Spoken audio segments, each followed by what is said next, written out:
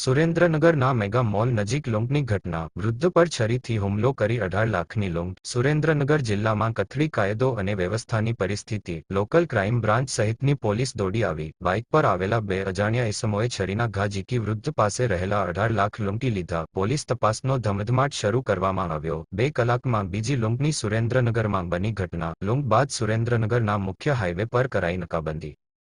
પંડ્યા, હું મારા ધંધા નોકરી કરું છું, ત્યાંથી પૈસા લઈને બેંકમાં જતો હતો. ત્યાં આતરીને 2 જણા આવીને લૂંટ ચલાવીને જતા રહ્યા. કેટલા લાખની લૂંટ થઈ જશે? 18,20,000 રૂપિયા. કઈ જગ્યાએ બનાવ બન્યો? આ મેગા મોલ ની સામે.